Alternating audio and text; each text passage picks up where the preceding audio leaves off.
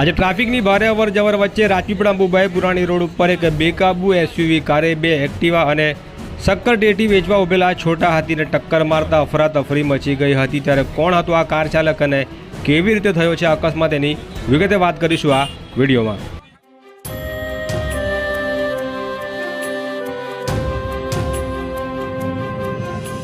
નર્મદા લાઈવમાં તમારું સ્વાગત છે। ટ્રાફિકથી ભારે ધમધમતા એવા રાજપીપળાના સંતોષ 4 રસ્તાથી અંબુભાઈ પુરાણી મહાવિદ્યાલય રોડ ઉપર આજે એક અકસ્માતની ઘટના બની હતી, જેમાં એક બેકાબુ એસયુવી કાર ચાલકે પોતાના વાહન ઉપરનો કાબુ ગુમાવતા રોડ ઉપરથી પસાર થઈ રહેલા બે એક્ટિવા ચાલકને અડફેટે લઈ રોડની સાઈડમાં શક્કર ટેટી વેચવા ઉભેલા છોટા હાથીમાં જઈને આ એસયુવી કાર ભટકાઈ ગઈ હતી। બપોરના 12 કલાકે ધડાકાભેર બનેલી આ ઘટના જોઈ આસપાસના લોકો એકત્રિત થઈ ગયા। અકસ્માતમાં શક્કર ટેટી વેચવા ઊભા રહેલા યુવકને કારની ટક્કર વાગતા ફ્રેક્ચર સહિતની ગંભીર ઈજાઓ થઈ હતી, જ્યારે શક્કર ટેટી લેવા ઊભેલા એક એક્ટિવા ચાલકના એક નાના બાળકનું પણ આ અકસ્માતમાં અદ્ભુત બચાવ થયો હતો, સામાન્ય ઈજાઓ થઈ હતી।